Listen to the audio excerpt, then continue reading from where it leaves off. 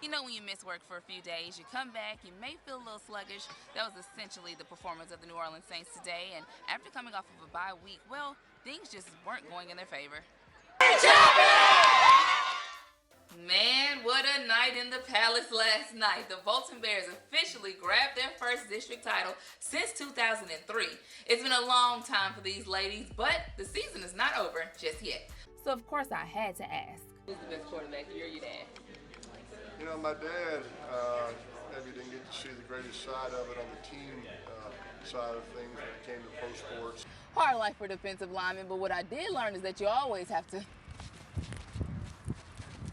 read and react. Continuing coverage on COVID-19 as it impacts the sports world, and as of yesterday, things have gotten more surreal.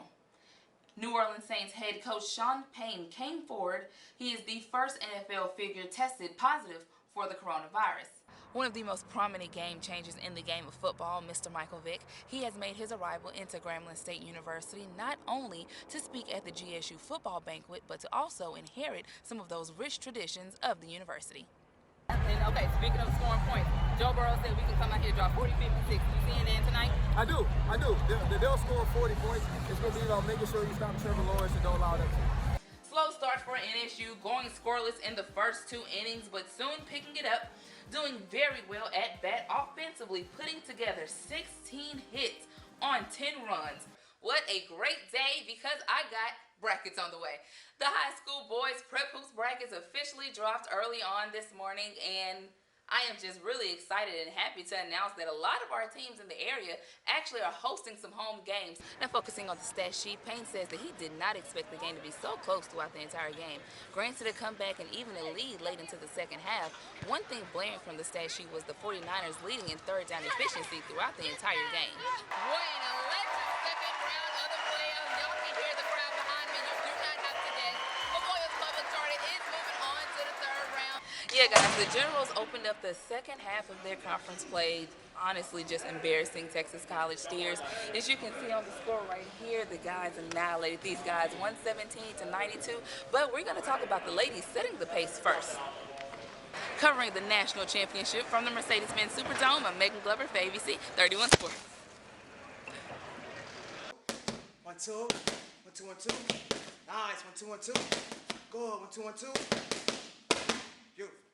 MMA is not just about the big punches. It's about consistency, love, and desire for the sport. Man, I love what I'm doing. I love this sport. I do. I love it. I've met a lot of people. It changed my life.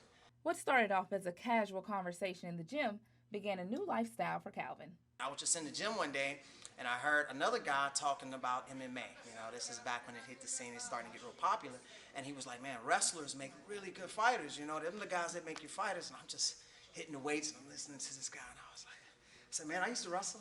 In the late 2000s, he made his trips throughout the fields of construction and firefighting, but he learned that fighting and fitness was where his heart was. So if you look at the time, 2006, I've been fighting about 14 years. So I've been fighting about 15 years, but I've been a professional about 14. And with his contagious passion of the sport, in comes Jose and Julius. I've been fighting probably since I was like 14, but never professionally. Just fighting in the streets. It's pretty cool just to be in such a unique situation in life. So fight February 29th and also playing college football, plus school, plus marriage is a whole different ball game. It's a lot of stuff to do, but it's fun. All three of these guys will represent Alexandria in the upcoming AKA Rite of Passage fight at the end of the month, this being the first of many for Jose and Julius, and Calvin will take on another fight later on in April. Yeah, it's good. I mean, I like it. I'm going to keep going for it and see what's going on, see what happens. It feels good to represent Alexandria too, you know. I've been here half of my life, so I love it. It's fun. It's different muscles that I'm used to using. So it's always intense. I mean, the warm-ups, just we get sweating right from the get-go, and then we go into whatever workout he has for us.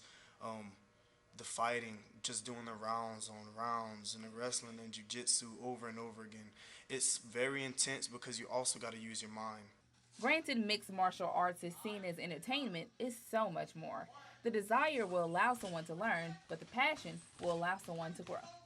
You can look at fight in a negative way. You could, just like you could anything else on this planet. But if you have the heart to look for the good in anything, in MMA you will find it. And when you find it, you grow to love it. And once you grow to love it and the people around you grow to love them too. So I love this sport because of the people that it's brought me to be around and the kind of respect that I should give to my fellow opponent. And 9 times out of 10, he's giving it back to me too. Meagan Glover, ABC 31 Sports. Known as one of the most versatile offensive linemen in the state, John LeGlue has proved that he can do it all. From playing both tackles, guards, center, and long snapper, he's officially made his path to the NFL. There's not a better example to young athletes out there. You know, anything is possible. And he has stayed humble, and he's stayed hardworking, and he's kind of stayed true to himself. I've been playing football probably since 5th grade. Started at Plum Sucker and then junior high at Menard, and then from then on I've been playing ever since. After the NFL draft in April, hanging on to his faith, John got the call. The whole day was super nerve-wracking. Once I got the call, it was a huge sign of relief. My agent had told me to not stress about it. I'm going to have the opportunity to play, and I was blessed to have a few calls from different teams, and the Denver Broncos gave me a great opportunity, and I've just been taking advantage of it ever since. A native of Alexandria, John was an all-star at Holy Savior Menard playing football, baseball, and basketball. He then moved on to play football at Tulane in New Orleans, and after 5 seasons, he helped earn a bowl game title on his resume next to both his bachelor's and master's degree. God gifted him with a huge body and great feet and an unbelievable mind. But the focus to come out of Tulane in 5 years with an MBA while playing big-time college football and now in the NFL, that's an amazing feat. Although his main focus is tackle, he still studies the rest of the offensive line duties, understanding that this will continue to raise his value as a player. It's crazy. Every football coach I've ever dealt with has said the more you can do, the more value you bring to the table. The past few months have been a wild ride for John, but hope and hard work is what made his dreams a reality. I want to give people back home to a realization that they can also do it too. I mean, whatever you set your mind to, sky's the limit. Don't ever let anybody try to tell you you can't do anything, because with God, all things are possible, and any hard work you put into it, you can do whatever you want with your life.